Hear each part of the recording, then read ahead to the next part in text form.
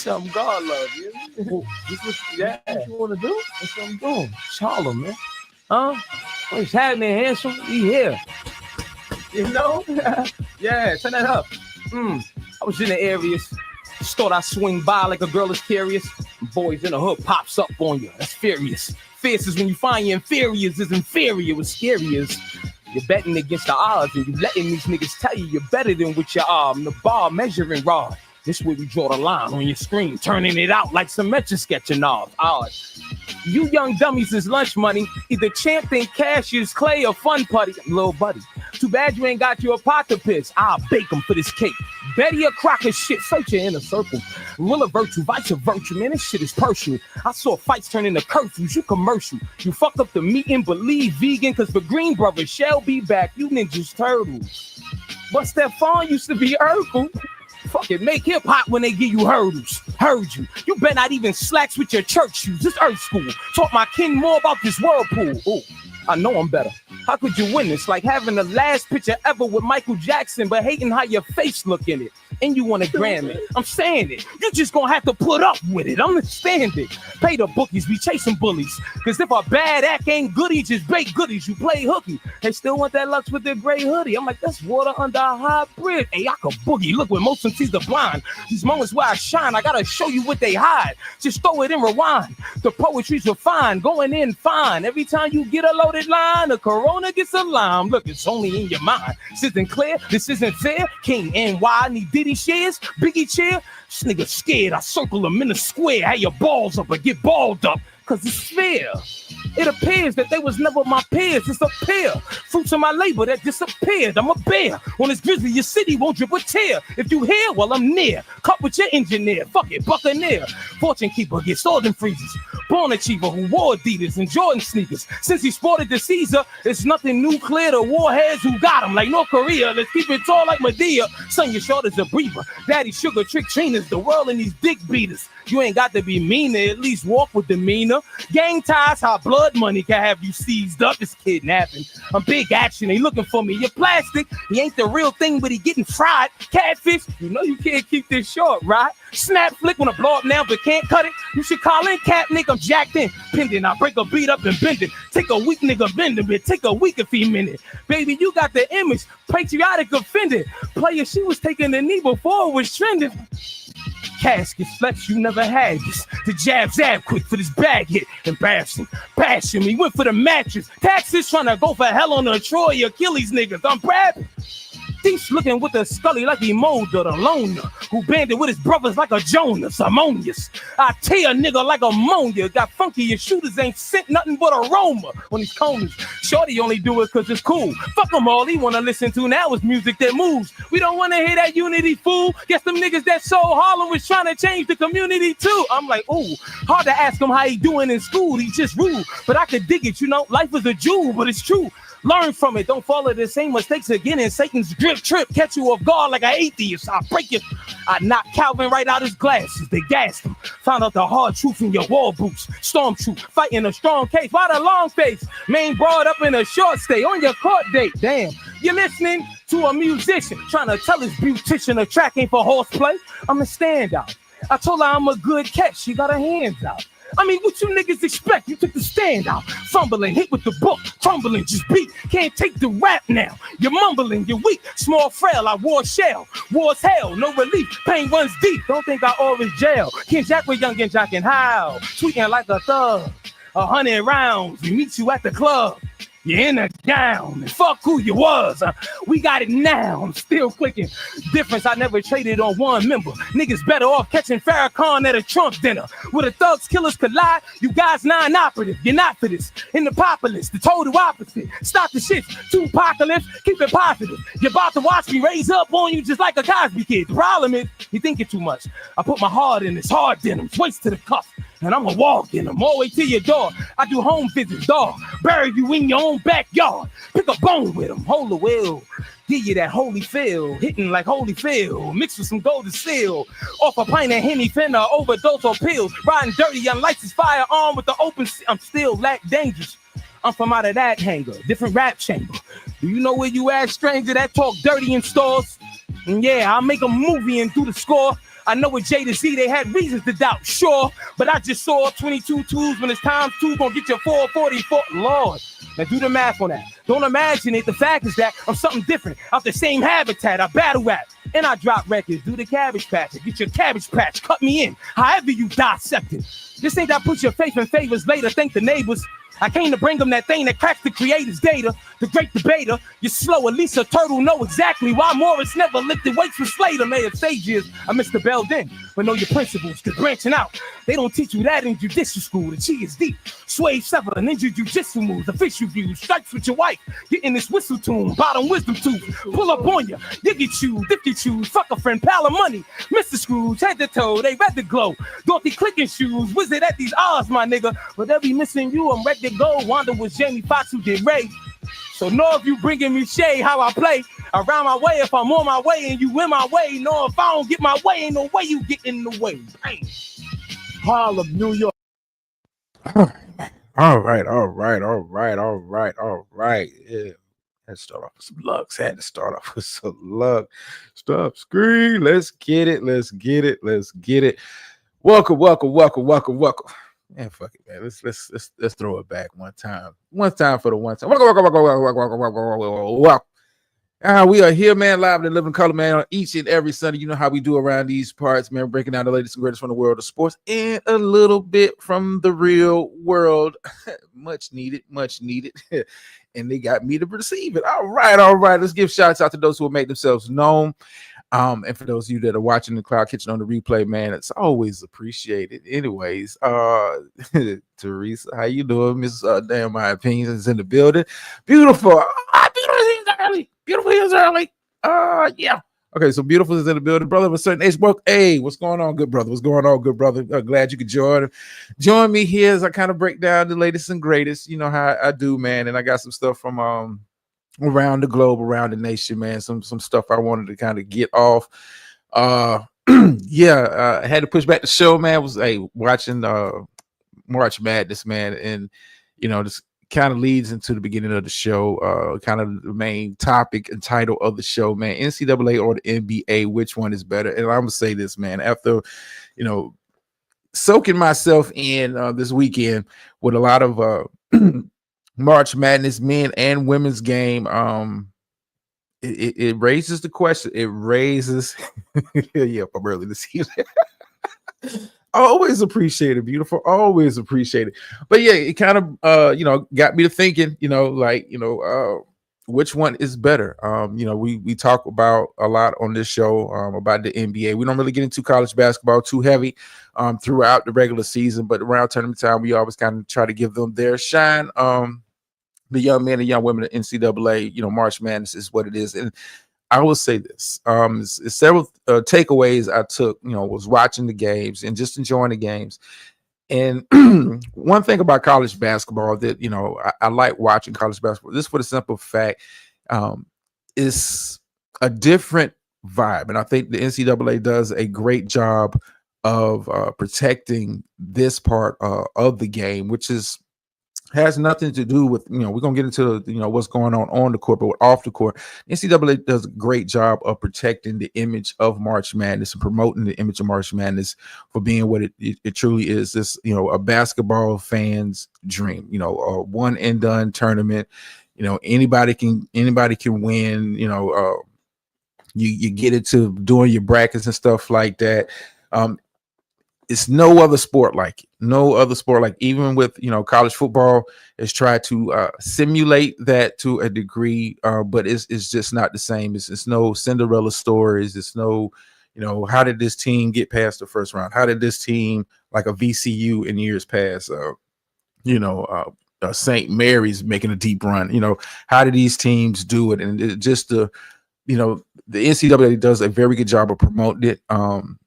Do a great job of presenting that package to the fans on a game-to-game basis. And you can't watch any NCAA game. I don't care what the seedings are.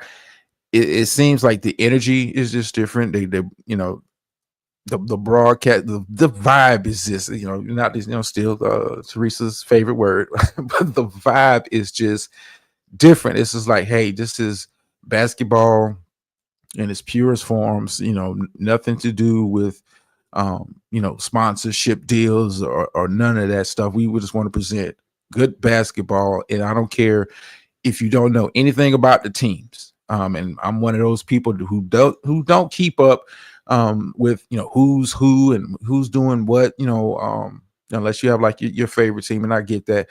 But I couldn't tell you, who's on McNeese State, or I can't tell you who's the starting point guard for Wisconsin. But that's the beauty of college basketball, is just you're watching a basketball game without all the fluff, without all the promotion that goes into a NBA game. An NBA game, be fair to the NBA, they do a better job during the playoffs of promoting it, but during the regular season, you have a lot of games that you'll skip. It's just not exciting enough. It's just not must see TV. Listen, I'm not breaking my neck to watch a full Charlotte Hornets game. What's going on, tour lady? tour lady. Well, toilet. Let me ask you. This is still corporate. Regardless of what others say. How's the pregnancy going? First and foremost, I've been curious. Because I haven't seen you. You're still one of the few people I'm sub to over there, but I haven't seen any updates. But hope all is well. Hope all is well with you and the baby and all of that kind of stuff. But yeah, that would be a cool, me, man, giving out ideas. That'd be a cool update to kind of let people know how that went. Especially with having kids so far apart. But yeah, that hope all is well. Hope all is well. But anyway. Back to the what I was talking about, but the NBA does a better job doing the playoffs, but it's just you're so centralized with the NBA is focused on stars, and I think with college basketball they do have star players.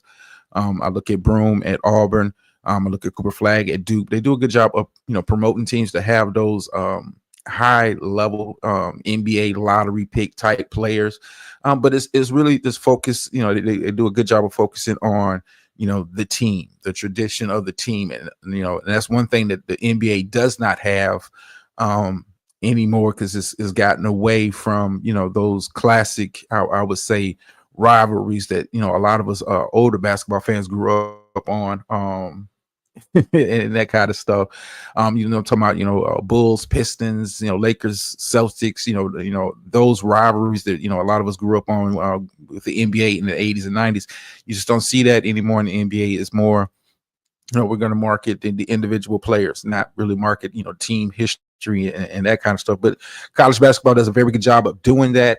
And I think it enhances the package. And then I'm going to tell you, like, I will sit through a March Madness game, and I've sat through a lot of them this weekend and in years past, but I sat through a lot of them this weekend in particular, and just enjoyed the game, understanding that, hey, these are, young men, 18, 19, 20-year-old players. And the game is different. It's played different. Not to say that the skill level of those guys are not at the level of the NBA as far as, technique, I guess you can call it like that, but it's just pure basketball, and every team has their own individual style, individual play style, and it's a beauty to watch, and you get so enthralled with it. Like I said, I was just, I had to push the show back. I was watching let me see what if I may say something. Have you ever thought about having my Chat King speak as a co-host? I love you guys' energy. I think you are the perfect match. Listen, I'm cool. I'm cool with anybody, or just about, let me rephrase that. Beautiful. I'm cool with just about anybody coming over here that wants to jump on. Like I said, the link be pinned. That wants to come on and have, a discussion about, this, that, the third, or whatever, topic, or, we take it where we take it. Like last week was a lot of fun. It's always good to, get to speak greasy and talk sports. And let me finish this, and I'm going to segue to kind of what we were talking about last week. But I just, was sitting there, like I said, watching a lot of NCAA games, and I would say this, in March Madness, is like basketball in its purest form. It's not about guys playing for contracts, even though it's NIL money in college sports now. You don't think about that when you're watching a product that they put on TV. As far as March Madness, this is about pure basketball. Hey, anybody can win, anybody can get hot, any team can go on a run. No team is safe. Of course, there are favorites as there is in any sport, but it's no guarantee. It's no guarantee that a Duke will make it to the Final Four. It's no guarantee that a team like Florida, and shout out to my co-producer that is somewhere listening in the clouds right now. I filled out my bracket. I did have Florida winning the championship. Did have Florida winning the championship. I got Florida and Duke in the final championship final, and I got Florida winning that one. So I know she's somewhere, probably swinging in the air like Trey from Boys in the Hood, because she hates when I pick her teams, because I have that kind of luck with picking her teams. But yeah, shout out to Gator. I did pick the Gators to win the championship. But back to what I was talking about. Yeah, NCAA does a very good job. And another difference that I noticed, watching halftime shows, post-game shows, pre-game shows in regards to the tournament, they do a very good job of protecting the product. And what I mean by protecting the product, you don't have their announcers and their TV crew really kind of shitting on the game, not throwing slight to any of the teams, even though a team may be a 12 seed, 13 seed, they treat them with the proper respect. They do a good job of promoting, like, hey, you may not be familiar with this team, but let us kind of put you up on who they are, what their season was like. They're kind of they do a very good job of that.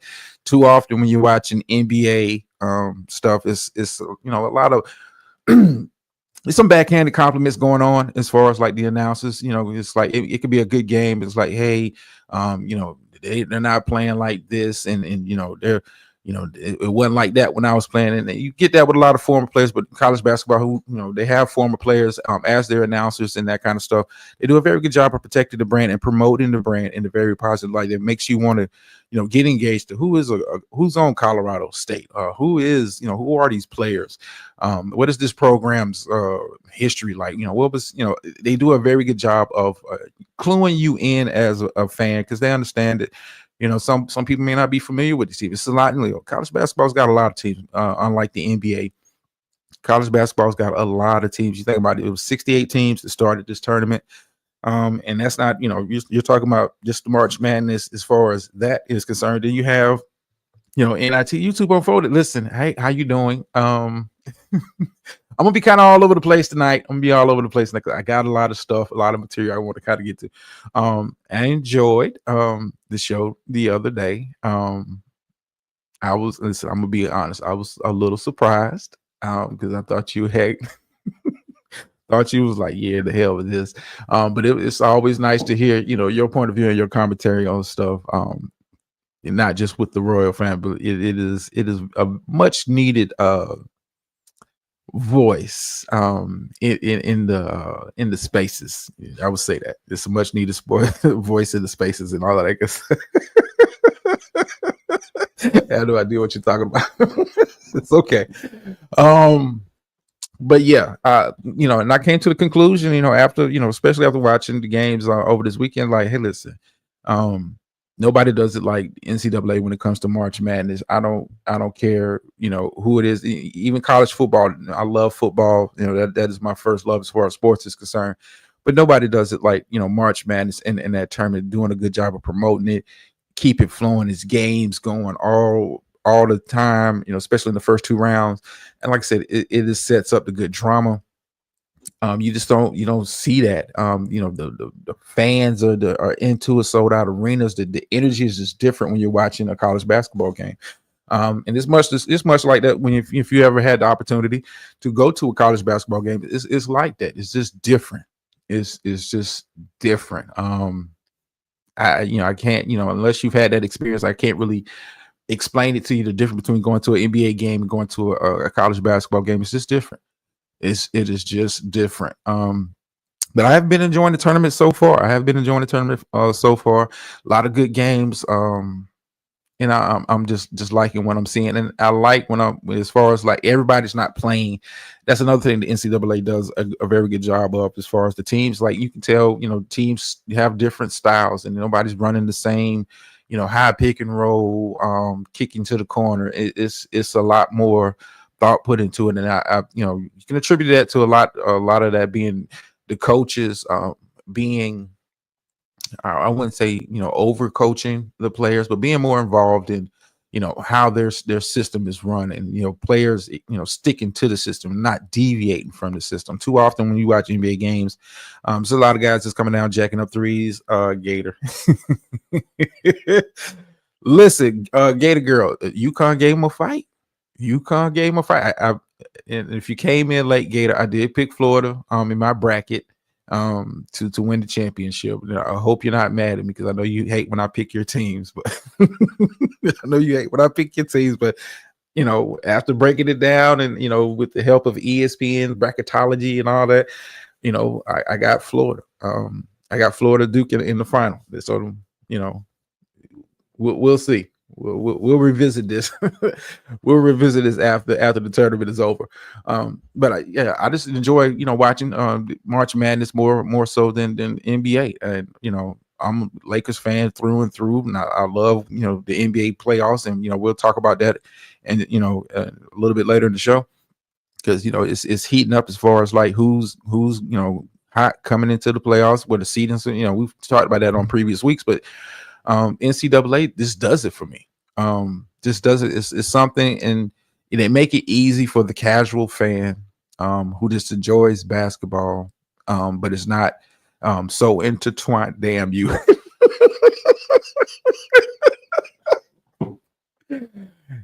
Oh, and in the back of my mind, Gator, when I was filling out my bracket as I was advancing Florida through the tournament, I was like, I said, is Gator gonna be mad because it looks like I got Florida making it to the Final Four, and I was like this matchup for Florida in the final, like she's gonna be pissed at me when I pick this team, but that's how I filled out my bracket. I'm sorry. I'm sorry, but hey, y'all had a very good game. If you didn't miss it, UConn, Florida, very good game. Came out to the wire. And that's I had to push the show back because Colorado State and Maryland turned out to be a very good one. Maryland wins it at the end on the last second jumper. This great basketball, man. This great basketball. I'm looking forward to the rest of the tournament to see who comes out of it. Like I said, have no real dog in the fight, but just enjoying the good basketball. And you can't match it. You can't match it. And it's just a different kind of vibe. And I think the NBA could take some notes from how they do, March Madness as far as, presenting the packages and stuff. And I think the NBA gets so wrapped up in, first of all, the individual marketing and individuals, and not get that's the brand. That's what it's been since the days of Magic and Bird. But I think the NBA should do take some notes from the NCAA. Hey, promote the teams and the history of the team a little bit more and that kind of stuff, and have the announcers talk to the casual fans like, hey, let's assume that nothing about Golden State, outside of Steph Curry. Like, what kind of, hey, this is a team that has a blah blah blah blah blah. They're like this is such and such a defensive team and blah blah blah blah blah. Do a better job of promoting the product. And that's been one of the complaints for the NBA all through the season. While the ratings have been down, they have not. Maryland makes me nervous. I had Maryland losing. Matter of fact, I had Maryland losing in the first round in my bracket.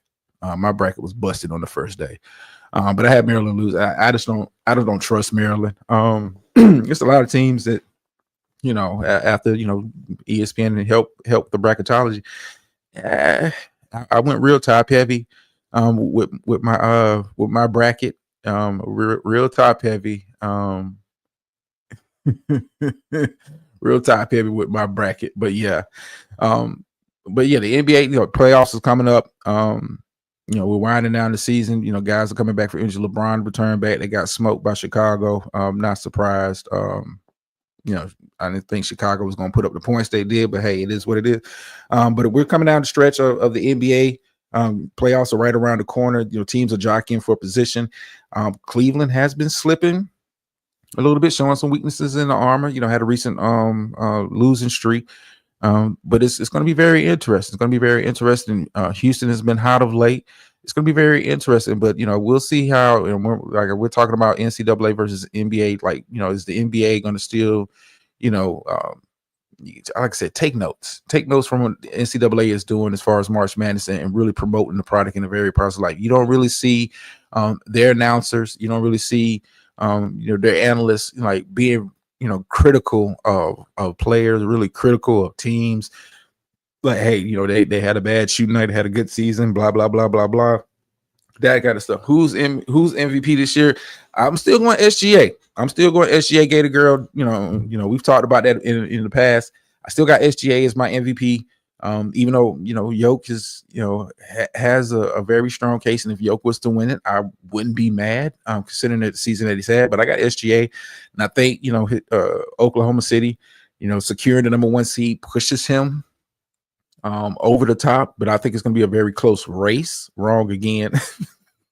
Gator, I can't get them all right. I can't get them all right. But I think, you know, OKC season, that's going to be, you know, heavily considered. And I think, you know, we talked about it, voted for T with Yoke. Do you want to give it to him every year? You know, much the same. You know, I think Yoke has found himself in that situation that LeBron found himself in during the period when he was winning MVPs. You know, Kobe Bryant, Shaquille O'Neal, Michael Jordan. Like, you know, do I think Yoke is the best player in the NBA? Yeah.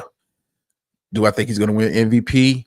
No. And you know, it's not a knock on Yoke. It's just, you know, sometimes the MVP doesn't go to the best player. You know, i.e., look at Steve Nash. I'm just saying, it doesn't necessarily go to the best player. It's just the guy that has, you know, the best season, and you know, team success factors into it. And Oklahoma City is hard to argue with. You know, how they've you know, ran away from the rest of the Western Conference, and you know, solidified themselves as, you know, one of the best teams in basketball, period. But you know, have dominated the Western Conference this year, and SGA has, you know, had those moments, and you know, had those big games in those moments against, you know, some of the top teams in the West and the East. It's hard for me. I'm just being honest. It's hard for me to pick against SGA this year. It just is. I think, you know, he's going to be MVP. Does that mean that OKC is going to, you know, come out of the West? Who knows? I think matchups, we've talked about this, especially in the second half of the season. Matchups are going to be very important in the Western Conference. Who matches up with who?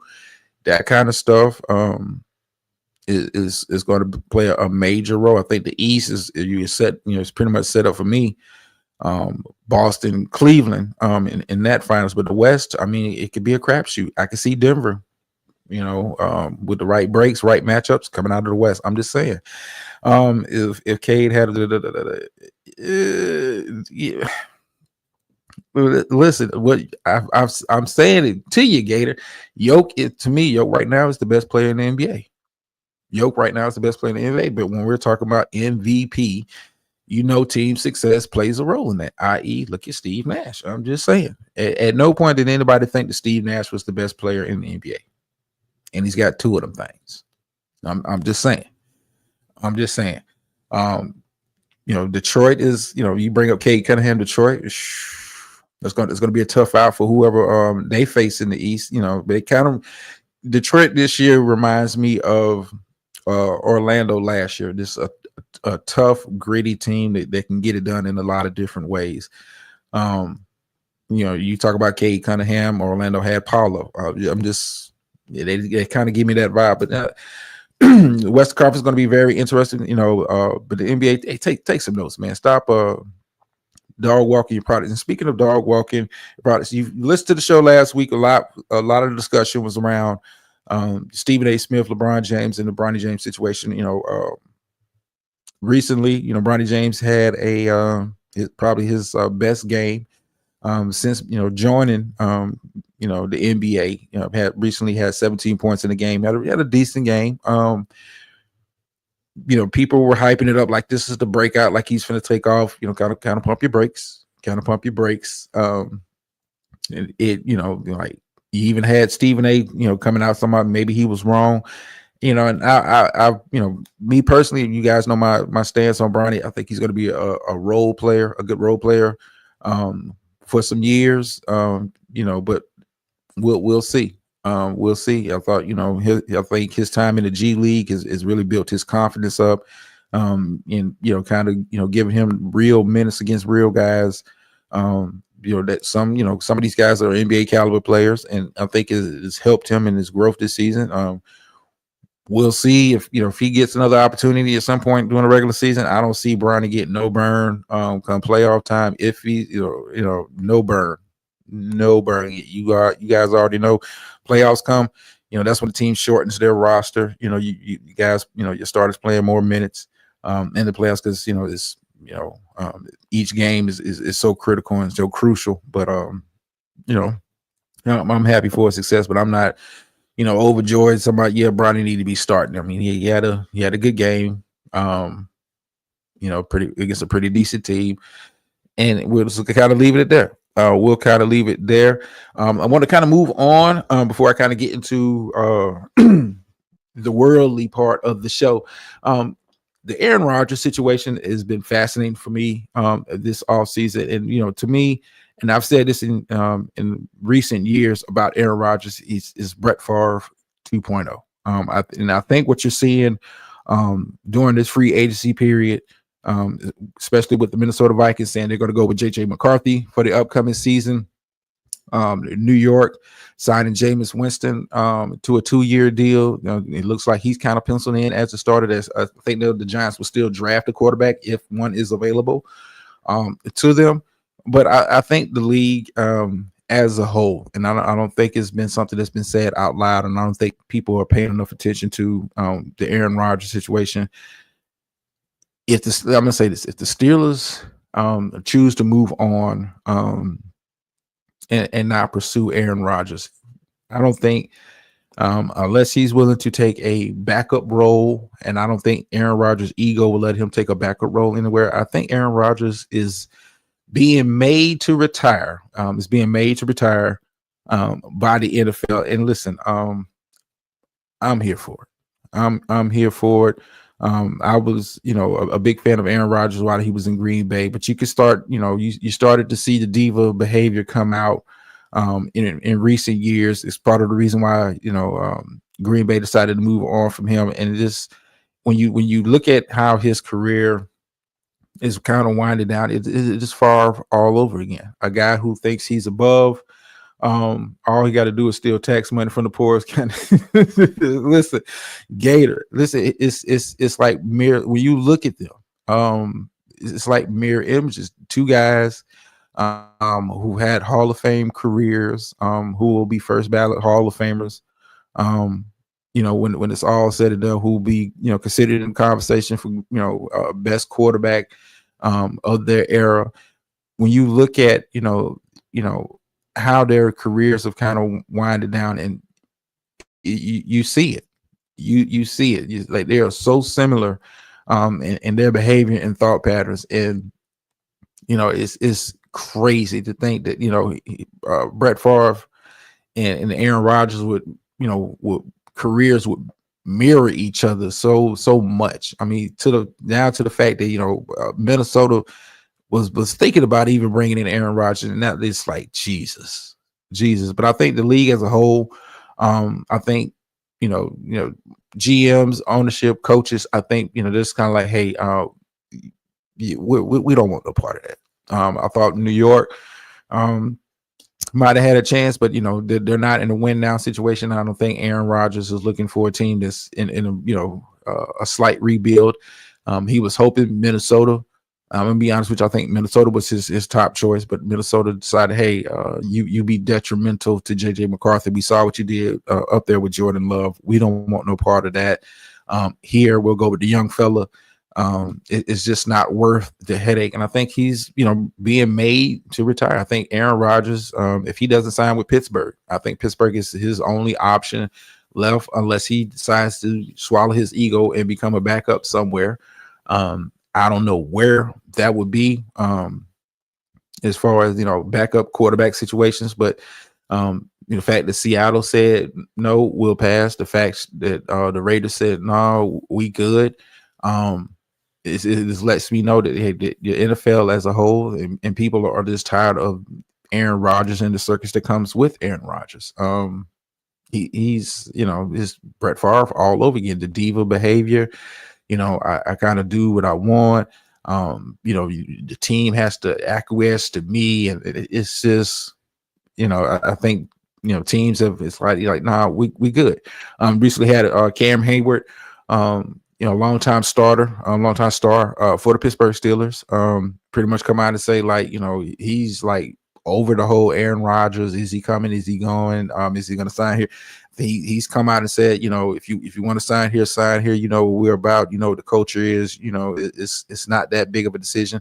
I think Aaron Rodgers is kind of, with the ego, thinking, teams are going to hold open roster spots for him. And New York said, the hell with it. You don't want whatever deal we try to offer you. We'll go with Jameis Winston. Like it's not that big of a deal. We're not in the business of kissing your ass anymore. I'm just saying. He's the last of the old quarterback era that won't just go away.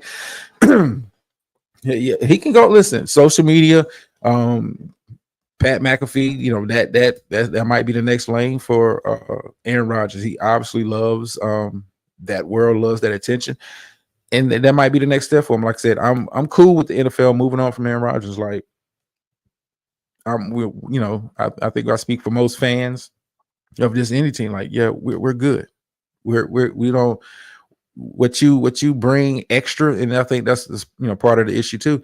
What you bring extra off the field is just not worth the price of admission for a lot of people. And I think Pittsburgh brought back Mason Rudolph. He might be the starter for this team going forward. I think Pittsburgh's going to reach a point where it's like, hey, we're going to move on. We're not, you know what it is. We have a position open. I wouldn't be surprised if Russell Wilson may be in talks to come back to Pittsburgh. The league is moving on. The league is moving on. I'm here for it. I'm with it. Get rid of his ass. I mean, at this point, if you're not willing to swallow your pride, swallow your ego, and I think Aaron Rodgers feels like, I'm Aaron freaking Rodgers, much like Brett Favre thought I'm Brett freaking Favre. I've been that great for so long. You should acquiesce to me, and you ain't, what these guys don't realize, like you ain't Tom Brady. I'm just saying. But let me kind of, because I don't want to be up here all freaking night, but I do want to, kind of get into some other stuff. This is kind of like what would I call this? The intermission of the show, where I kind of get into the world news and that kind of stuff, and then we get up on out of here. Of course, I like to end it off with a positive word and message. But let me kind of get into some things that kind of popped up, and we'll kind of, before I dip off on the sports stuff. Gator, have you been keeping up with what's been going on with your boys Stephen A? Have you been kind of keeping a close eye on what's going on with Stephen A? I'm gonna play this clip real fast. Stephen A is making the news again on social media, but not necessarily in a positive light. Let me share this recent audio that was uncovered by a producer over at ESPN. I don't know if any of you guys heard it. Let me see. Am I good? Yeah, let me put that on the big screen so everybody can see. Where's that? All right, check this out. He plays the angry black man on TV. The angry black man stereotype is basically you're loud. You talk over people. What you say is not necessarily important. It's more how loud you are and how you deliver your speech. He does that pretty well. I think the higher ups at ESPN and Disney see that. He's like this angry black man. He goes on Fox News probably like once a week, and he'll talk about like Gaza, and he has no idea about Gaza. Talking about like his views on Gaza, and we're like, Brother, you were just talking about the Lakers like 3 hours ago. Like, what do you know about Gaza? Stephen A. had been talking about LeBron's son for like a while. LeBron like confronted him at a game one time, and then ever since that, Stephen A's been on like 4 different podcasts, basically like, I thought it was a weak move, like coming up to me and whatnot. It's just this whole like embarrassing thing that we're all like rolling our eyes at. They just think he's crazy, just trying to create attention, you know, which is his job, I guess. He gets paid a lot of money to do that. So. To like create chaos, to create like controversy, like an argument. That's like his job, basically. So he's like an actor? Yeah, that's a good way to put it. Very much whoever's buying my shit, I will sell you my book. Which is like Fox News sometimes.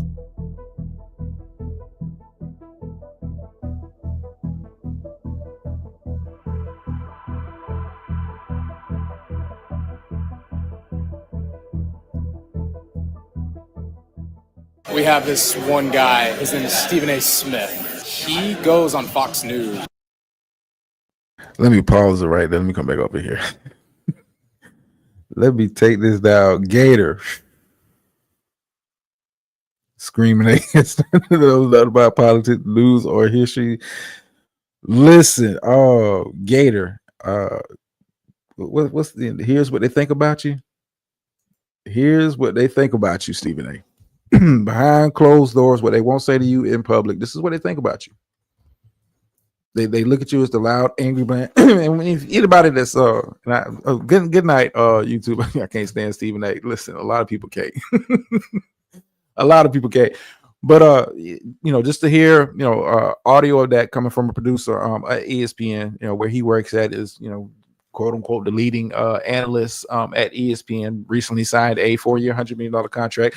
And we've been talking about here on the show how he's been kind of dipping his toe into the world of politics, expanding.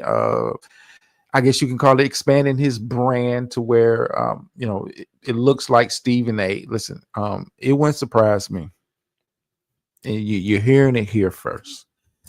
It wouldn't surprise me if Stephen A. is trying to take the Joe Rogan route as far as podcasting, to where he's able to discuss whatever on his podcast, and he wants to have that level of influence. For a lot of people who may not know who Joe Rogan started out as, we were talking about a guy who was a UFC announcer, done some other things as far as TV is concerned, but mainly known in the sports world as a UFC announcer, was the voice for a period of time for the UFC while he was doing that, who has branched out and has arguably the largest podcast as far as influence is concerned, also in the world. And I think Stephen A. has desires. I would say that. Give me a sec.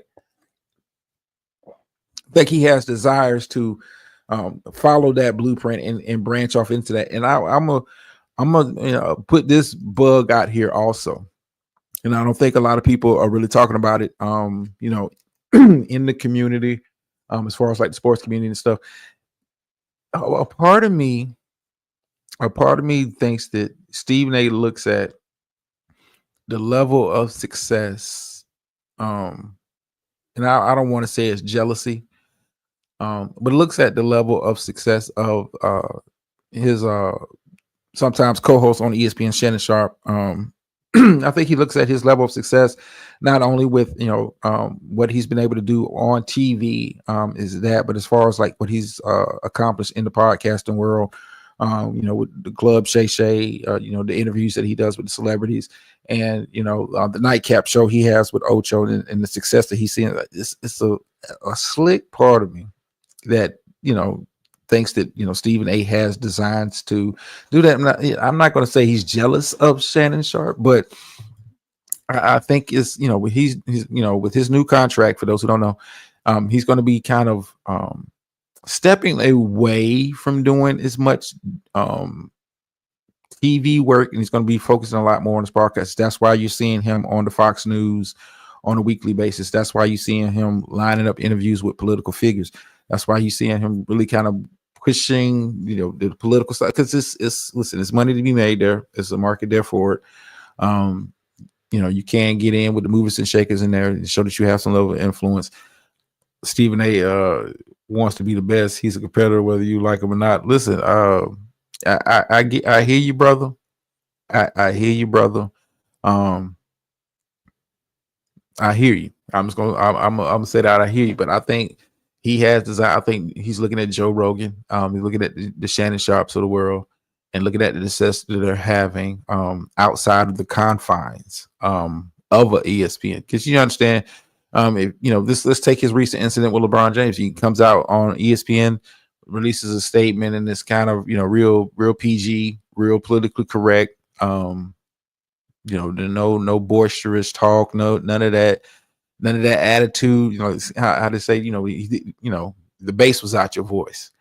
But he went on like 3 or 4 podcasts, throughout the course of the week, and was pretty much calling, it's a weak move, your energy change. And I think he, in his heart of hearts, he wants to have that freedom to say what he wants, how he wants, and he thinks, being,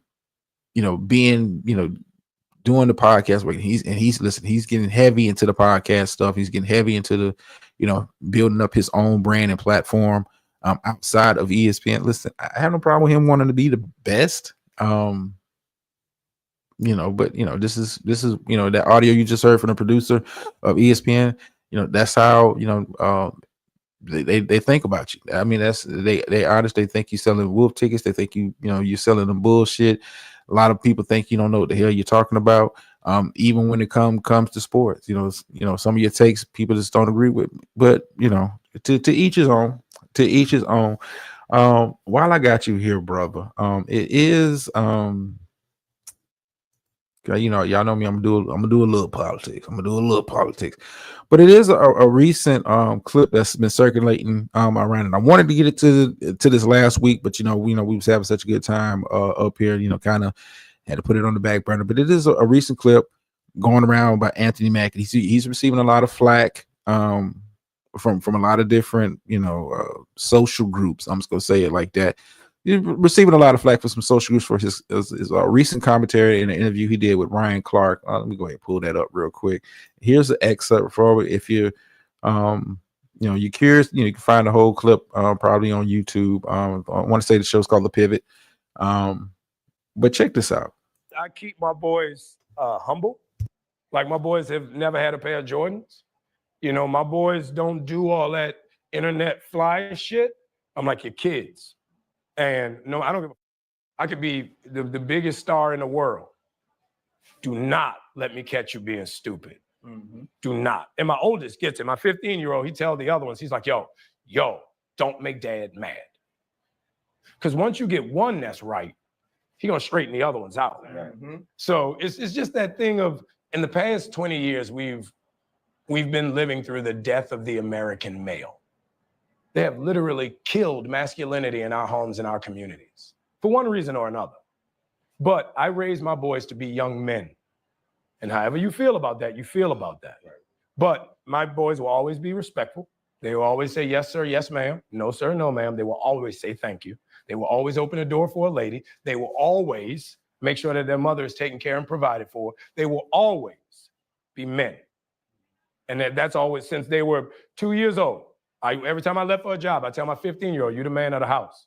You make sure these doors are locked every night. This alarm is on. You text me or you call me every night before you go to bed and you wake up.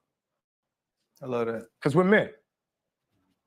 If I'm not there to protect, he got to be there to protect. Because you can have all the money in the world, climb through the window, that money means nothing. Right. You can have all the celebrity in the world, you jump through the door, that celebrity means nothing. Yeah.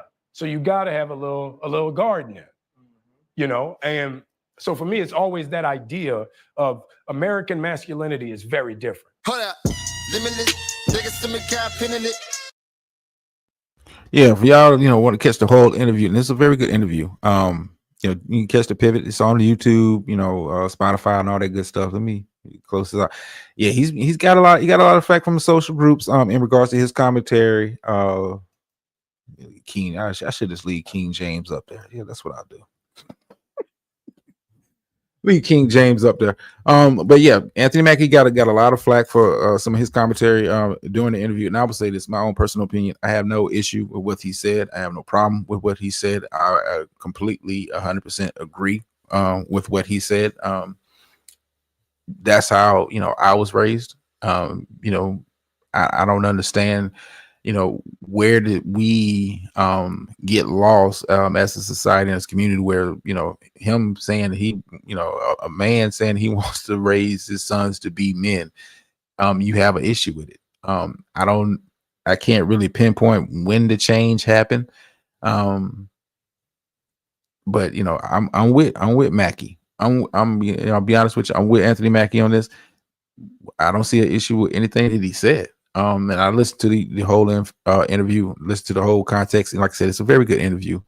And he's very candid. He talks about Black Hollywood during that interview. Like I said, very good interview. Go check it out. I have no issue with anything he said. I have a different take on some of it, but I don't have any issues with what he said. I mean, what is your take, brother? I'm just curious. No pressure. But I'm just curious. Like, I was raised like that. You to be the man of the house. And have that sense of responsibility. That building in that sense of you're here. You need to protect. And I don't see a problem. The whole content. It was a really good answer. Listen, Gator, it was and I wasn't expecting him to be as candid, especially when he was talking about Black Hollywood. How every couple of years you get a new flavor of the month with Black actors. Very good interview. Said I might break it down a little bit further another day, but yeah, give me a couple of minutes. I'll try to jump on for a shot. Yeah, appreciate it, brother. But yeah, Anthony Mackie's been getting a lot of pushback from some social groups saying that him promoting masculinity is not the thing to do in today's society, in today's day and age. And listen, first of all, you can't tell that man how to raise his kids. As long as he's not harming them or placing them in situations to be harmed, I don't have an issue with it. I was raised like that. A lot of us are from that generation Anthony Mackie's from. A lot of us, kind of grew up as latchkey kids because your parents was working. And if you was the oldest, whether you was a boy or a girl, that sense of protection, like you looked after your siblings. You made sure the door was locked. You made sure you didn't answer the door for anybody. You didn't answer the phone for and talk to strangers. Like, I don't see what he said that people had a problem with. But it's that new age of thinking. I don't get it. I don't agree with it. Like I said, I support Mackie with everything he said during the course of the interview because it was spot on. It was on point, and it needed to be said. It needed to be said. But kind of moving on, like I said, it's not going to be a long show, but it's some stuff. And I think the link is pinned, brother. But while we kind of talking about this, yeah, let me play this clip real quick. Yeah, guess bird watchers are gone. For those, and kind of think with a little bit of sports, and this next story got a little bit of sports with it, in regards to Jackie Robinson, and Trump's administration's, recent surge to get rid of DEI, as far as any references to it, what they like to call woke culture. Recently, got rid of a lot of profiles that was on DoD Pentagon's website. Celebrating American heroes, African American Black heroes, people who have honorably served this country in some form or fashion, and have for years have been celebrated for their service. We're talking about Jackie Robinson, we're talking about Colin Powell, we're talking about the Tuskegee Airmen. Recently, their information was taken off of the DoD's website in an effort to, follow along with the president's guidelines in regards to removal of DEI content and literature, from different offices and within the administration. They got a lot of flack, got a lot of pushback. They recently put some of it back up. They put some of it back up, but a lot of it is still down. A lot of it, still dealing. We're talking about Black folks. Even women. The first female pilot, her stuff was taken down off of their site in their efforts to, like I said, the DEI woke policy stuff that Trump's got going on. Let me see. Let me kind of cue this up real quick. But this for I've talked a little too much, but check this out. Removed Jackie Robinson's Army service from the department's website. Robinson served in the Army in World War II just prior to breaking baseball's color barrier. The page is now back up. The Trump administration has ordered the removal of so-called DEI content. The Pentagon claims the pages were mistakenly removed as part of that process. It claims a similar mistake led to the removal of pages honoring Japanese American service members, the Tuskegee Airmen, and the Navajo Code Talkers. Now, ABC News has obtained a statement from the Department of Defense on the removal of pages considered DEI. The Pentagon press secretary wrote in part, as Secretary Pete Hegseth has said, DEI is dead at the Defense Department. Discriminatory equity ideology is a form of woke cultural Marxism that has no place in our military, adding in the rare cases that content is removed either deliberately or by mistake. That is clearly outlined. That is out of the clearly outlined scope of the directive. We instruct the components and they correct the content accordingly. Hello, I'm Mark Brown. Get more great ABC7 content by clicking. Okay, so that's basically what's going on with that story. The initial statement that was released by the Pentagon was that when Jackie Robinson and a lot of people had this stuff taken down when this content was removed, and they said it was due to how the keyword search was when they were doing the removal of stuff. And I don't understand how anyone who has ever served their country in whatever form it is, Japanese Americans fought in the war, Navajo Code Talkers, the Tuskegee Airmen, anybody who's ever served, like how, in what world would you want to, not celebrate their accomplishments and what they contributed to the U.S. military because you don't like the woke culture? I just find that amazing. This whole DEI thing is kind of taking legs since Trump has taken office, and it has cost some people dearly. I know I read a report that during the so-called financial boycott of Target, they recently lost the first 2 months of February and March, between February and March, lost between $960 to $1 billion in revenue. Due to they're trying to come into compliance with the DEI initiatives, or let's call it what it is, Project 2025, playbook, that Trump is running to the T, and they've lost money, but just to have a slap in the face that you honestly served your country in whatever form that it is, and for your country to feel like because you're woke, or you're a woman, or you're what they consider the minority, to have your stuff stricken from the records, and your accomplishments, to try to erase your accomplishments from history, trying to rewrite history. And we've talked about this on previous episodes of the show.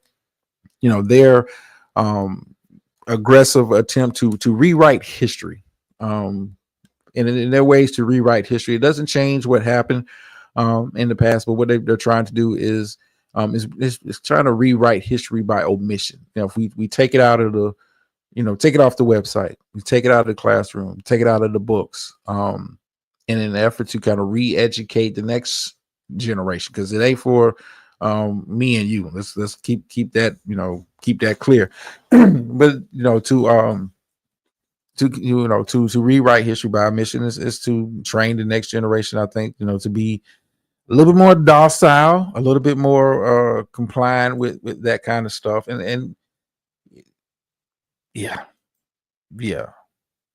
I got a couple more stories to kind of get into. Like it's interesting. Listen, it's only gonna get more aggressive, because if you read Project 2025, it's them, what they're doing at the Department of Education, that kind of stuff is they're running the playbook, man.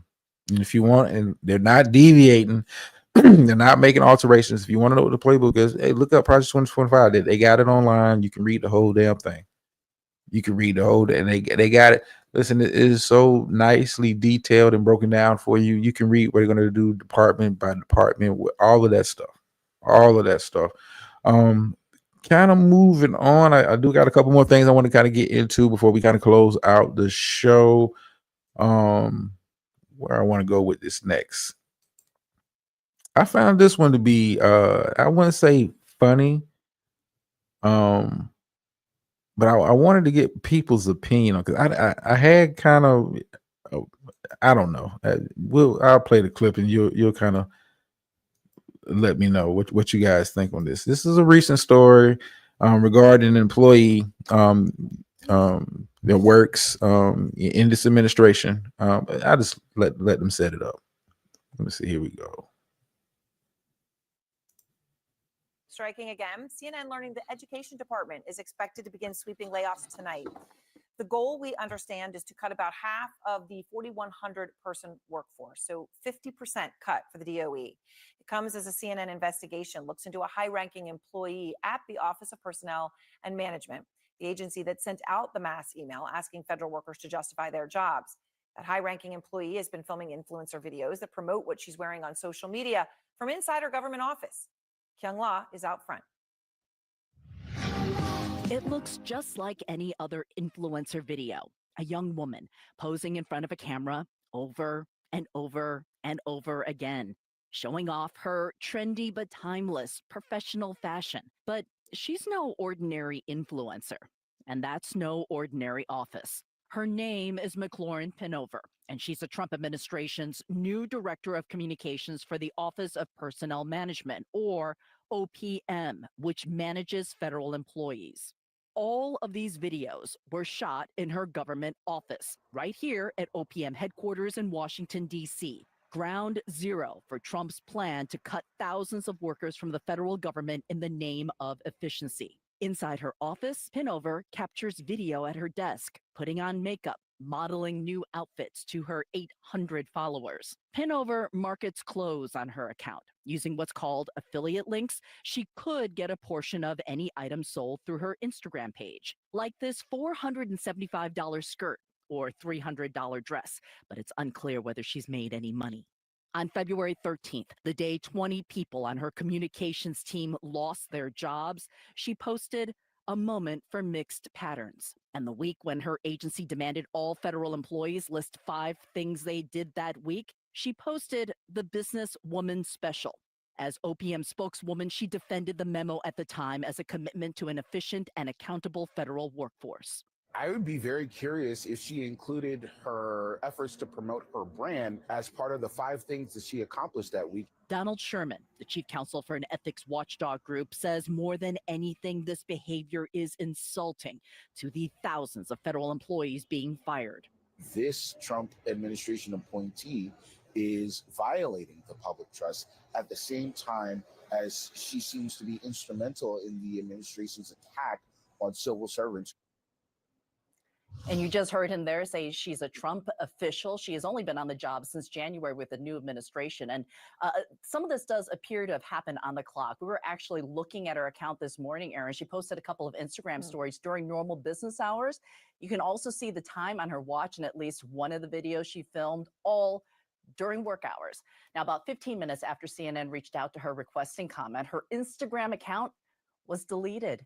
She declined to comment officially to CNN, but we did comment from former OPM workers who told us, quote, "Are you kidding me? That's my office." Another called it absurd and ridiculous to post fashion videos as people are being laid off. Aaron? It's incredible reporting. Kyung La, thank you very much. Let me come back over here. It gets crazier. It gets crazy. I bet it was. Listen, Gator.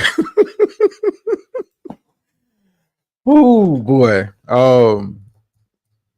It's I mean, and it's nothing, unusual about, people being, influencers and selling clothes, but I mean, you working at OPM and you're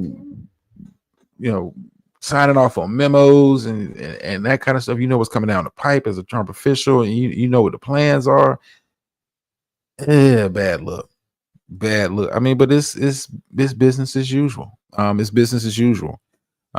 It's all about, I say this all the time. Politics is a business. Politics is a business. When you look at what they're doing to the Department of Education, moving student loans to the small, moving in regards to Pell Grants and that kind of stuff over to Small Claims Administration, which is run by Kelly Loeffler, who, in her time, a brief time as a senator in Georgia, was accused of insider trading. Listen, it is about business, but it gets worse, Gator. It gets worse.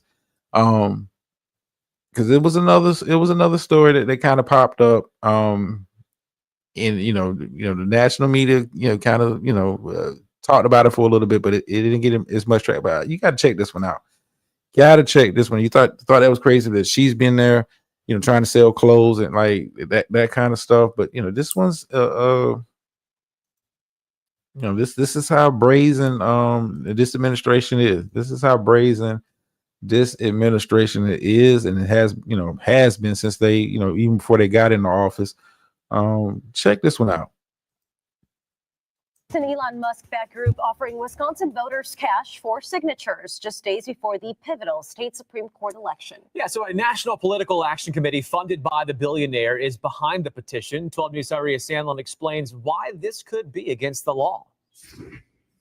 With less than 2 weeks to go until Election Day. It is not a lie. A new twist in the Wisconsin Supreme Court race. The Elon Musk-backed America Political Action Committee asking Wisconsin voters to sign a, quote, petition in opposition to activist judges. The reward for each signature, $100. It applies to certain, I believe, demographic of people that he's trying to motivate to vote. Musk's PAC's already spending more than $13 million in support of conservative Brad Schimmel. Election law attorney Michael Maselman says the move could lead to a lawsuit. Wisconsin statute 12.11 forbids anybody getting anything of value if it's meant to get them to vote, prevent them from voting. We showed the petition to voters hitting the polls early on Friday in downtown Milwaukee. They had a lot to say. The influence peddling that is going on and the lack of transparency is ridiculous. And you got to put your name, your cell phone, your mailing address. Would you give that away? Nope. No. No, I don't want it in any databases. So you wouldn't give all the information? Not to Musk, not to Elon. Maselman believes that information is what the PAC wants. What's worth more than really anything is information about people, because then you could sell it for marketing purposes. There's no contact information for the group, only an email, and 12 News has yet to get a response. If we saw something like this from a PAC on the other side of the political aisle, how would you feel? Same way. I mean, the law is the law. In Milwaukee, Syria Sandlin, WISN 12 News. And so if you remember, the Musk-backed committee used a similar tactic ahead of the November election, offering $1 million a day to voters in Wisconsin and other battleground states who signed a petition supporting the First and Second Amendments. Election day is April 1st. We have a voter guide on the WISN 12 News app with a lot of useful information, from seeing what's on your ballot to checking early voting locations close by where you live.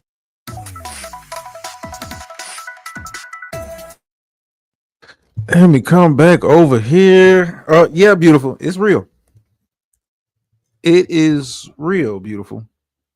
Very real. I tell you all the time, it is a business. It is a business. They're offering for you to sign a petition. And I've actually looked at the petition. You have to fill out that information. If you sign, you have the potential to get more than $100. And here's how you would do it. You sign a petition, you get quote unquote $100. If you refer people and they sign off on the petition, you get an additional $100 per person. Basically, you're trying to buy votes. You know, to spend $13 million. Think about that, $13 million on a judge race in Wisconsin. Listen, corruption, and they're just getting started. Listen, Project 2025, people, is real. Is real. You need to read up on it because it's the whole playbook. They gave you the playbook. And in this story here, it made a little beautiful. It made a little national news, but it got buried. It got buried. You know, with this quote unquote super PAC. You know, I want to say it came out that they released a statement that, you know, Elon Musk is not directly affiliated with the PAC. Yeah, okay. I mean, and this is what they do. They buy votes, buy elections, buy politicians. We're gonna get into politics a little bit before we gotta close out. You know, I love my politics. Message for the Democratic Party in light of this. Message for the Democratic Party. The Democratic Party, if you are a Democratic voter, you have to be concerned. They're in a state of, I don't know if you can call it crisis with the Democratic Party. I'm talking about, you know, higher levels of government, talking about Senate and that kind of stuff. You know, recently Chuck Schumer last week came out, was like, hey, we're not voting for this bill that's coming through.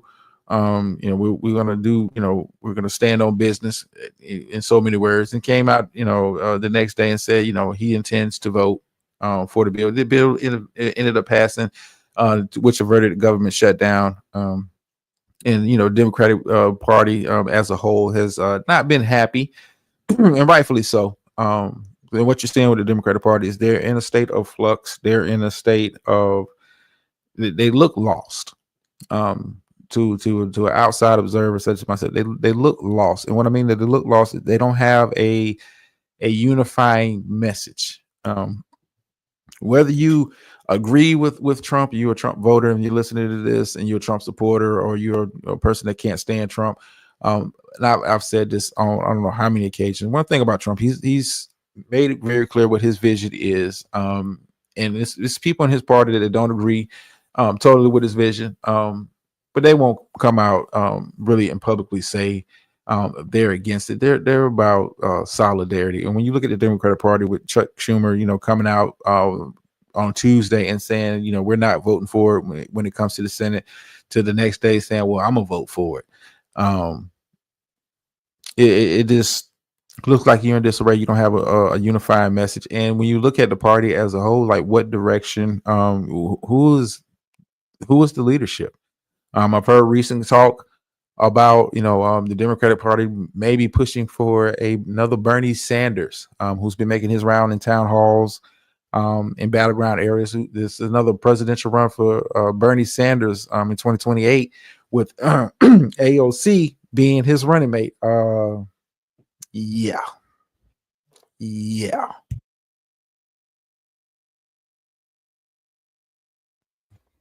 Excuse me, I had to give me some water. What's going on? Good evening. Sorry, I'm late. Well, since you're here, I wanted, before I, you know, get real deep into the politics. Did you see you know, Bronny's performance the other night? Did you catch wind of Bronny's performance the other night? He had 17 points the other night. Had a pretty good game. I'm pretty sure you got some commentary on it. I'm pretty sure you do. But back to the you know, political talk. When you look at the Democratic Party, man, they look like they're in complete disarray. There's no clear leadership, no clear message. You're pretty much hearing, you know, the Jasmine Crockett's, the AOCs of the world. Recently, you had senators come out and, you know, voice their displeasure with Chuck Schumer. Chuck Schumer has tried to make his rounds. I wish I could have gone. Listen, I know when he had that guy, I said, first part I thought I said, I'm probably thinking, Bronny about to take off and start averaging that. Nah. He had a good game. He had a good game. But like I said, they're in disarray. They have no solidified leadership.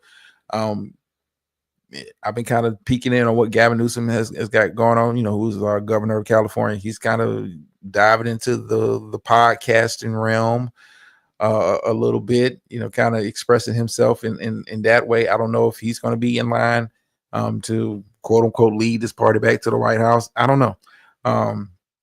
But this is a party that's in disarray, and with them being in disarray, and not being able to solidify themselves behind leadership, not solidify themselves behind a message that's going to listen. Midterms are coming up. Midterms are coming up, and people are going to remember. I would say this to those those in Democratic places in Senate and in Congress. Listen, people are watching you. People are watching you. They're watching your responses. And I think, to people that I know that, are, true blue Democrat, like they're kind of upset with you guys. But listen, I'm not shocked at all that Chuck Schumer took the stance that he took, and took the vote that he took. I'm not. This is part of that old guard, want to keep things as business as usual. Trump is upset. The status quo, the culture up there. But when you don't have real leadership to begin with, I mean, who looks at Chuck Schumer and it's about for those that Democrats, Chuck Schumer, they out of touch. All of them pay raises they gave themselves. Listen, the election of president. Listen, come on now. Come on now. Come on now. Come on now. They call. Listen. Come on now. And I don't believe in that whole Republican Democrat thing anyway. You bought most of them people. It may be like a person here, a person there, but most of them people bought and paid for. You answer to the donors. You answer to the super PACs. You don't answer to your constituents. You don't. Much has been made about Republicans. Having a very rowdy events and incidents at their town halls. I'm curious to see, in Democratic areas that have been impacted by some of the Trump policy changes and executive orders. What does that look like? What do your town halls look like? Because some of you, ain't standing on quote unquote business. I don't think the media is talking about that, and I'm just curious. But look at the Democratic Party, man. It's a complete mess. My advice, this has been my advice since you lost. Get a message and stick with it. If you're going to oppose Trump and what he's trying to do, it needs to be all hands on deck in solidarity. It has to, because when you look at quote unquote the right, when you look at the Republicans, when you look at MAGA, listen, they stand on it. They stand in it. Half of them are clueless of what the hell they standing in, but they stand in it. They don't show the dissension. His message is the message for the party. And anybody that kind of deviates from that, they let them know you need to get your ass back in line.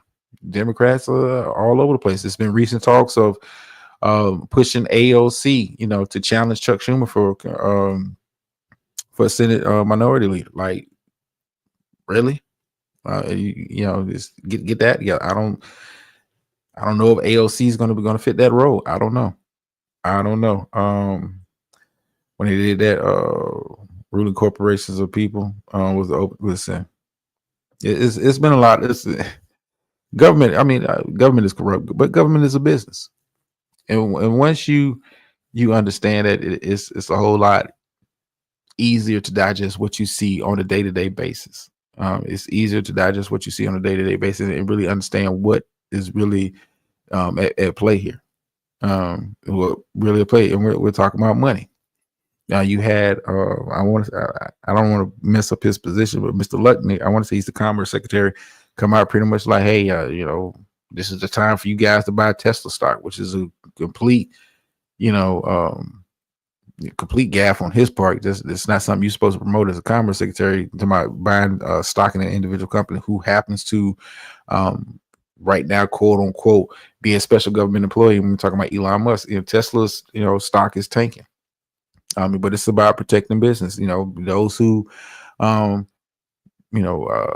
participate in anti-Tesla activities. You're pretty much being considered domestic terrorists by Trump. It's about protecting their money. That's all it is.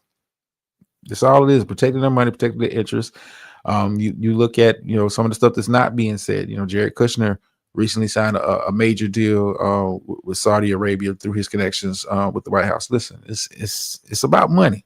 As we saw in the story a second ago, they're pretty much paying for votes in that Wisconsin judges race. They're paying for votes, doing it out in the open. Just like, the hell with it. What are you going to do about it? What are you going to do about it? You recently had universities who initially bucked on Trump in the DEI, saying if you promote that kind of stuff, that woke culture, that kind of mess, you're not going to receive any government funding.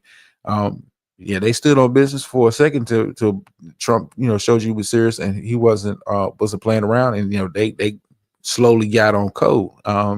They want that federal money that's coming to them. They got on code. Listen, when he, the DEI, the target, listen, they got on code. They got on code. You've had some corporations that bucked and have had some so far short-term success with it. Looking at Costco, who saw their volume of shoppers go up so far this first quarter of the year. But it's about business. It's about business. And once you understand the business aspect of the politics, and that's what it is, it's easier. It's easier. Not to say that you have to like it, not to say that you have to agree with every decision. Talking about the cuts that is potentially going to be made to Social Security for the elderly, Medicaid, Medicare, like that kind of stuff. The cuts that they're going to do and the tax breaks they're going to give billionaires. It's a business. It's a business. You're not in there, and when I say you're not in there, I'm talking about those high level. But even on a local level, it's about business. It's about protecting business interests. What you say here? Republicans expose their playbook. They'll burn the house down too if you ain't right. We not listening to you. It's so many things I can listen. We could be here for days. We could be here for days is breaking it down, kind of like the game tape and that kind of stuff. We could be here breaking it down, but people, take the time being, find the stories out there. The stories out there, find the time, get informed, get educated on what's really going on. I got one more clip to kind of get into. I thought this was another interesting story. And I want to kind of get the thoughts of the people on this one. Okay, we queued up. Yeah. Police officers or soldiers. They're business owners, their fathers, their sons, daughters. These are civilians, members of the Lincoln Heights Safety and Watch Program. It's a duty. Okay, let's go. The duty, protecting their neighborhood, the majority Black village of Lincoln Heights, Ohio. After neo-Nazis held a rally here last month, carrying rifles, waving swastikas, and hurling racial slurs, just moments before children were let out of school. At the time, law enforcement officials said the neo-Nazis did not break any laws, but an investigation by county prosecutors is ongoing. Weeks later, the KKK came with these flyers. First African-American community above the Mason-Dixon line of Safety and Watch Group spokesperson Durrance Daniels says the police did not do enough. which was more chilling because the town was founded in the 1920s as a safe haven for Black residents. Lincoln Heights is our home. If somebody broke into your home, you call the police, and the police says, you know, if they do it again, we haven't broken any law, so we're just going to allow them to break into your home again. What would you do? Are you worried at all that having a potentially armed response could just create more friction, create more danger? I'll answer that by saying I've never felt safer as a Black man in my community than I have right now. The mayor of Evendale, which oversees the police force that responded that day, said in a statement to NBC News, "Our emphasis on de-escalation and public safety resulted in the incident's resolution without injuries to any of the persons involved." But residents here say they can't afford to wait. Every day, the Safety and Watch group escorts children to school and patrols the streets. Why do you all wear masks? Those Nazis, we have reports of them finding our backgrounds, so we're not hiding ourselves from the residents, but we're protecting our family for what we're doing out here. While many locals do support the security group, some, like business owner Eric Ruffin, say they wish the group wasn't needed. We don't want to become what we hate.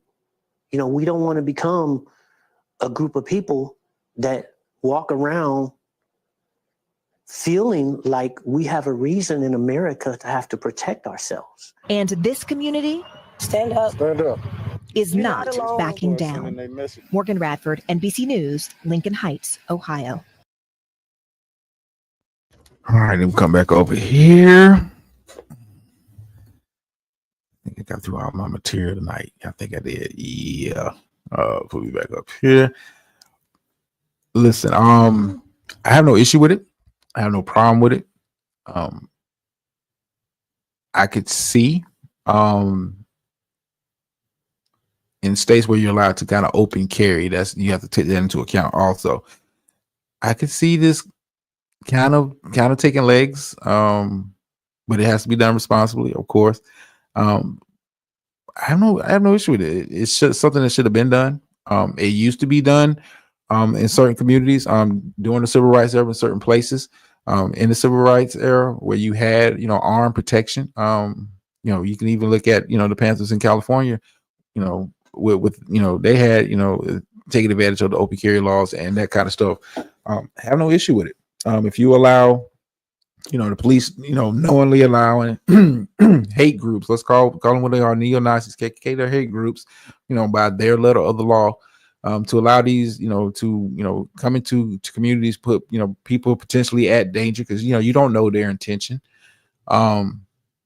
Listen, I have no issue with it. And you listen to the clip, I wish it wasn't necessary. What kind of, it's like, wait the fuck up. wait the fuck up. Wait the fuck up. He sound ignorant and he could get the citizen.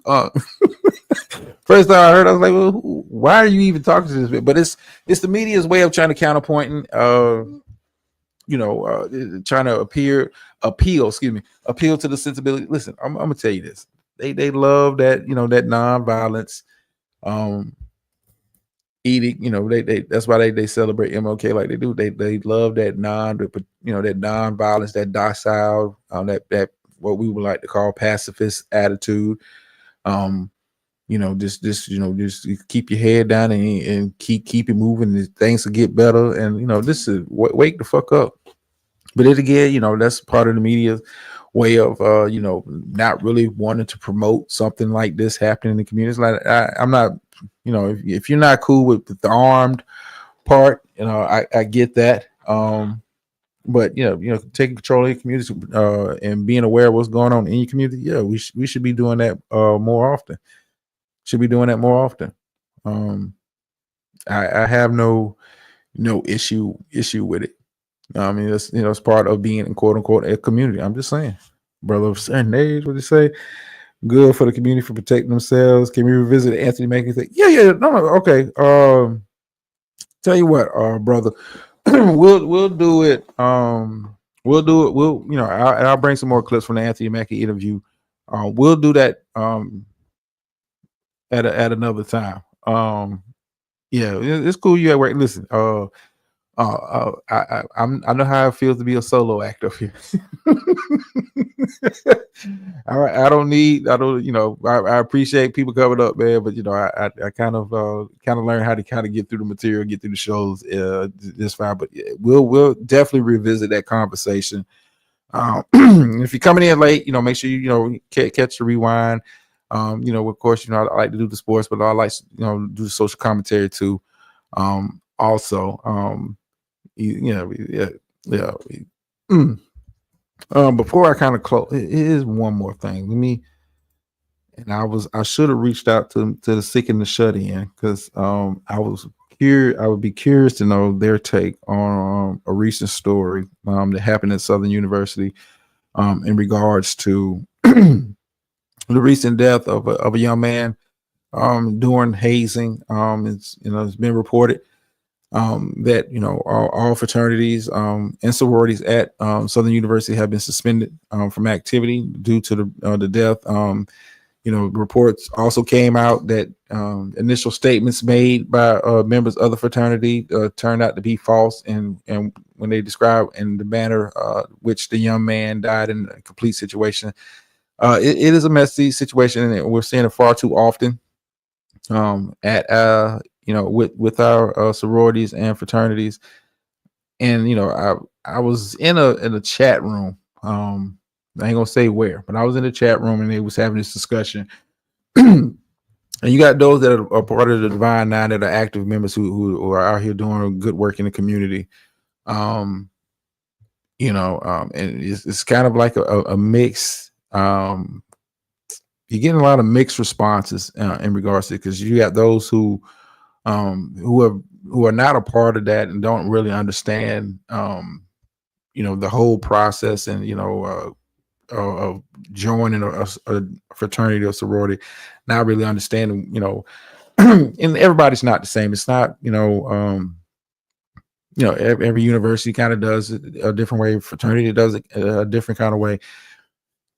It's a lot of mixed responses. But a lot of people are saying that, hazing should be ended, period. It shouldn't be part of it, but it's one thing to say it. It's another thing to, go against tradition.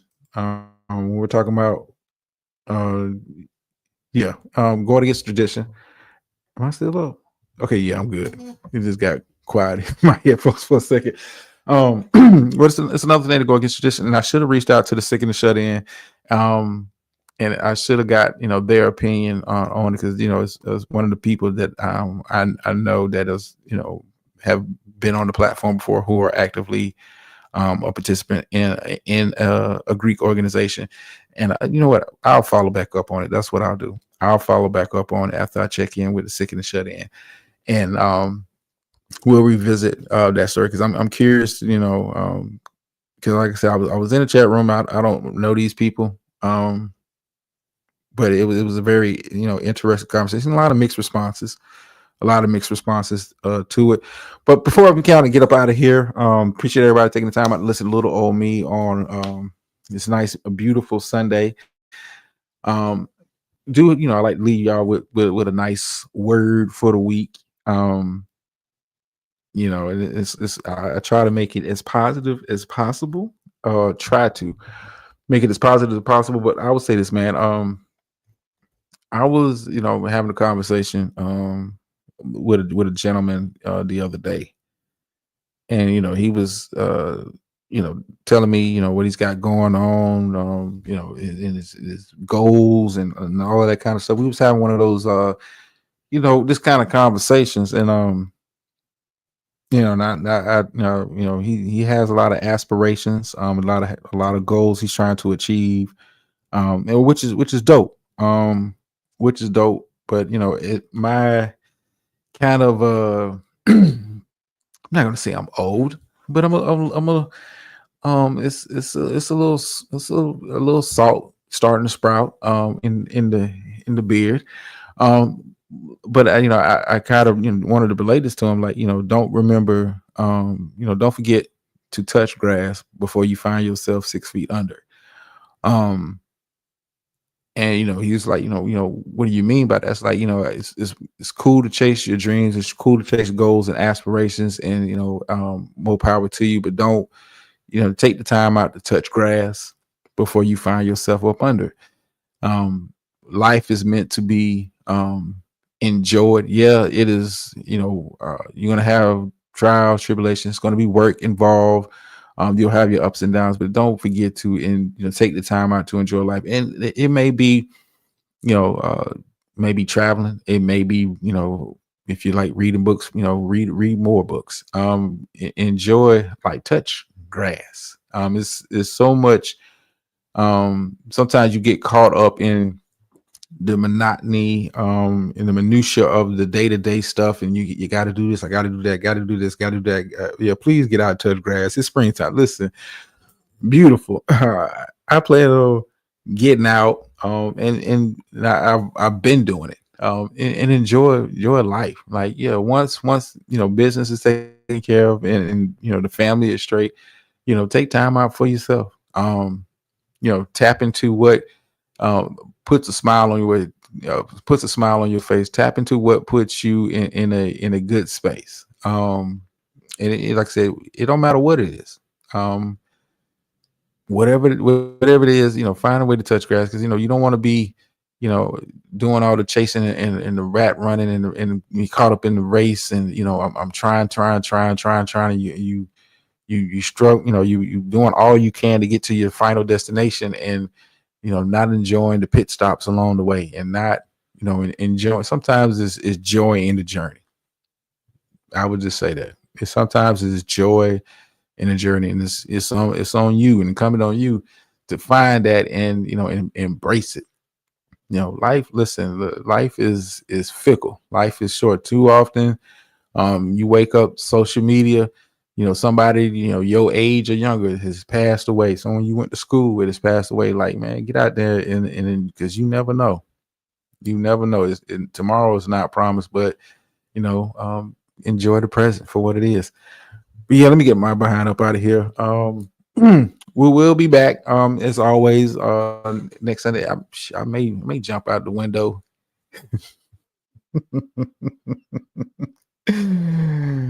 Oh, nope.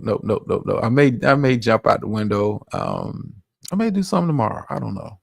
I may do something tomorrow. Yeah, I got an idea for something. Let me tap into some people real quick. But if not, we'll be back here, same bat time, same bat channel, man. And it's always appreciated. Thank you, everybody, for taking the time out your day to listen to little old me. Yes, sir. I started this year redirecting my energy. Less on financial stuff, more on personal care, and rediscovering the things that, listen, brother, personal care. Listen, personal care. A lot of times, like when you on that journey to your destination, sometimes your personal care gets overlooked because you're like, I'll suck it up. It's just this, it's just that. And it don't necessarily have to be physical. Personal care is also mental. Sometimes you need to, what I like to call, take a mental health day. Take a day to, you know what, let me kind of decompress. Let me declutter my mind from the task that I have ahead of me. And but everybody ain't able. Everybody ain't able. So hey, remember, man, this week, it's springtime, goddamn. Go touch grass before you find yourself up under it. Go touch grass before you find yourself up under it. Yep, I'm taking what about, listen. Beautiful. Listen, mental health days are important. Listen, sometimes you got to get away. It don't necessarily mean you have to go anywhere. Sometimes you got to just, what, it's gonna be what it's gonna be, and leave it there. I tell you, everybody ain't able.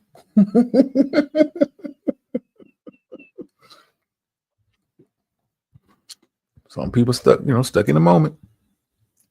Enjoy the journey. Don't get stuck in the moment. But anyway, let me get my behind up out of here before Gator Girl. Because for those who, I did pick Florida to win March Madness. I know the Gators going to be pissed, but you know that is how my bracket kind of played out. But I got Florida winning.